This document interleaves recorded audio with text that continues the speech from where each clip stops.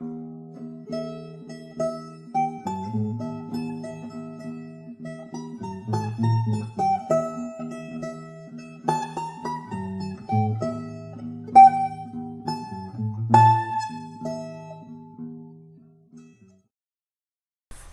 November 8, 1965, President Lyndon B. Johnson signed the Higher Education Act as a part of his Great Society agenda, enabling millions of students all over the U.S. to afford college with federally guaranteed loans. Over time, as people graduated, a few extreme cases popped up of doctors, lawyers, and other professionals discharging their student loans in bankruptcy prior to the beginning of profitable careers. This was one reason that in 1978, on November 6, Congress replaced the Bankruptcy Act of 1898 with the Bankruptcy Reform Act, making students unable to discharge their loans in bankruptcy for 5 years after their first payment. The idea for this law was that if bankruptcy discharges were disallowed for 5 years, the students would be well established in their careers by that time and could pay off their loans.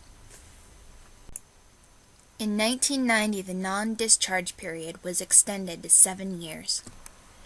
In 1998, Congress completely eliminated the ability to discharge student loans in bankruptcy, and in 2005, the same law now applies to private loans as well.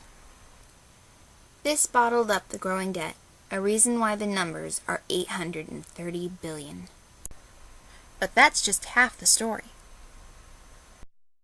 A lot of people tend to skip over the fine print and assume that they will have the money later.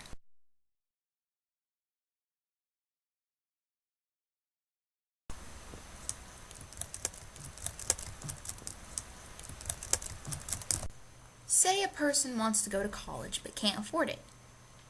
Without knowing very much about the subject, he decides to take out a private or federal loan, a private loan for example. When this person took out the loan, he automatically made several different assumptions that are going to affect his life forever. Assumptions this person could have made are, well, I should be able to take out a loan because a better education leads to a better job, and a better job leads to a bigger salary. Surely I will have the money by then. Or, my family and I won't get sick, my job will always be there, hurricanes and tornadoes don't hit, and life doesn't happen. After these assumptions are made, our friend takes out a $20,000 loan with a 12-year term. As time goes by, he graduates and starts payments to the student loan. Eventually, he misses the monthly payment because one or more of the assumptions he made earlier went wrong.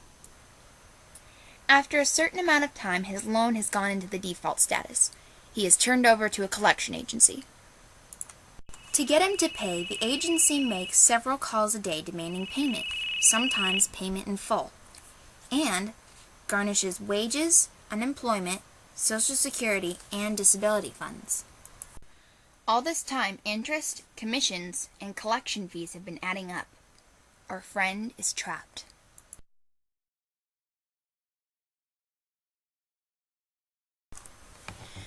When he is finally able to make payments, the amount he originally borrowed has doubled or even tripled. In one case, $250,000 turned into $550,000. He will be making payments until he is 70. This is the storyline for millions of students. And when millions of students do the exact same thing, you get a number like $830 billion of college debt. What can we do to stop the numbers from getting even higher and avoid the mess altogether?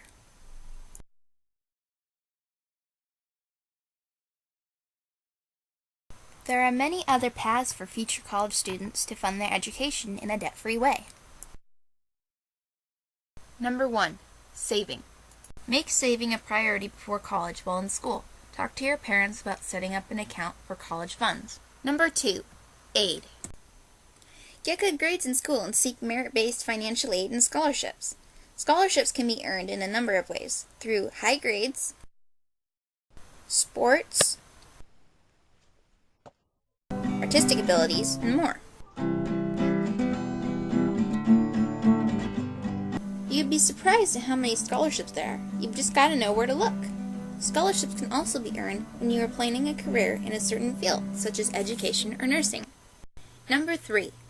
Work. A part-time job during school and a full-time one during the summer is a great way to get a head start on money and experience. Number 4. Make a plan. Another way to save money is exploring options with local community colleges and online classes, then transfer credits when you have a career path you want to take. Number 5. CLEP.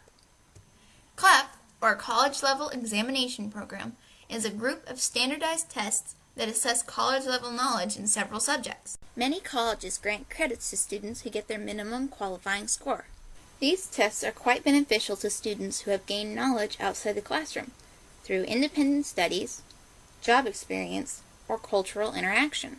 CLEP also offers international and homeschooled students an opportunity to demonstrate their proficiency in subject areas and bypass undergraduate work. At about $80 a test, it could take a lot of money off your education fees.